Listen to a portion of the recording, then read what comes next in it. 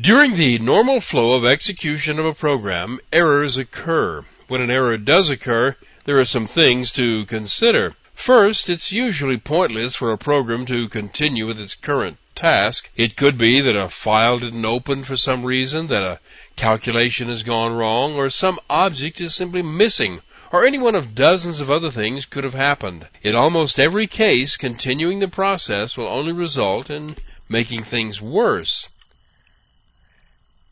The error needs to be reported. Even if it's possible for the program to continue in some way, the error needs to be reported so it can possibly be corrected and the program can be run again. If the program is forced to shut down because of the error, it's nice to tell the user what went wrong instead of just folding up and quitting.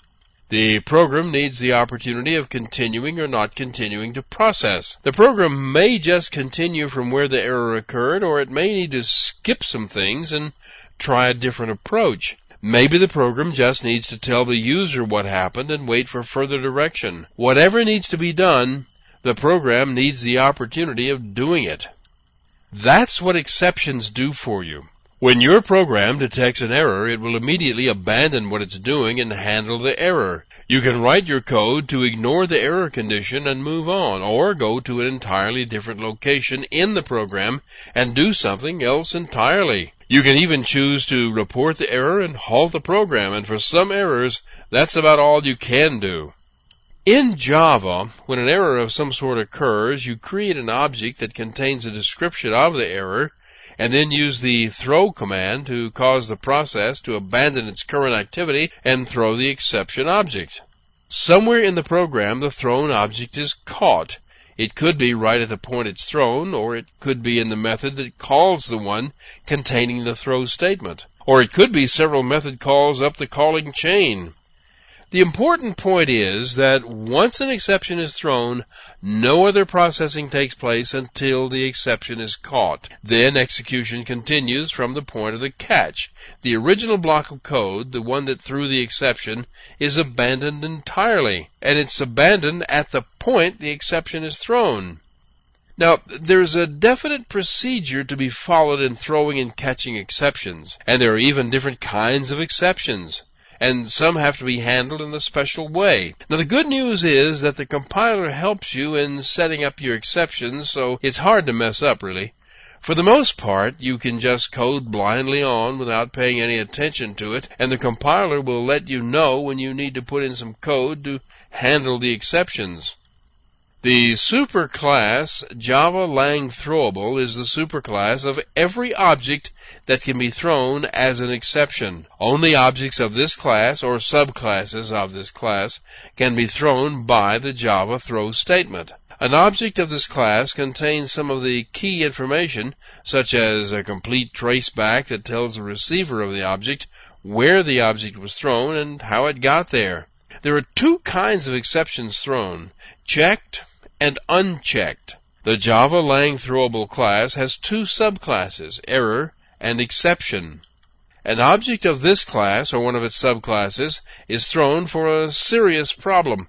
This type of exception is usually thrown by the system to indicate the death of a thread or something equally as fatal. These are also known as unchecked exceptions because the compiler doesn't check whether they could be thrown, and it doesn't require you to specify in your code that they could be thrown. Under normal circumstances, your program should not catch unchecked exceptions.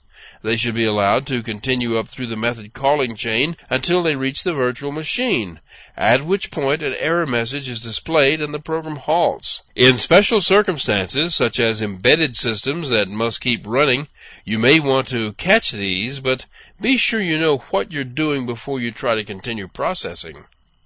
The exceptions you will normally deal with are extensions of this class. They are the ones that you'll want to catch and do something about.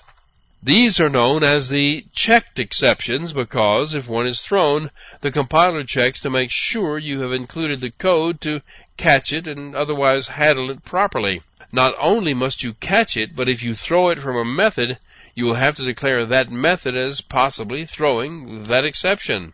This class is sort of a special case. It's a subclass of the Java Lang exception class, but it is unchecked. That is, it's a special kind of exception that isn't checked by the compiler to make sure you catch it, but it is of a type that you might want to catch anyway. This one and its subclasses are thrown by the system for things like divide by zero and negative subscript values. They're definite system errors, but they're not fatal to the program. If this is all new to you and you're a little confused by the names, there's a reason for it. The names are confusing. Let me run through it right quick. All of these classes are throwables, no matter what their name, and they are all exceptions. The whole process is known as exception handling, no matter what class of the specific object is being thrown. Now, anything that's an extension of the error class is unchecked. Anything that's an extension of the exception class is checked, with the exception of the runtime exception class. Anything that is an extension of the runtime exception class is unchecked. And the name runtime exception is odd too, because all of these exceptions are thrown as a result of a runtime problem of some sort. But this is not the first, nor will it be the last time that you'll find naming confusion among things Java. They seem to have a talent for it. For example, there is a class named class, so you can have objects of the class class. And there is a class named object, so you can have objects of the object class. And the choice of the word import is terrible, because it doesn't actually import anything. I'll be getting to import later. It actually provides more than one type of confusion. I'll be showing you the mechanics involved in doing all this throwing and catching in the next couple of lessons.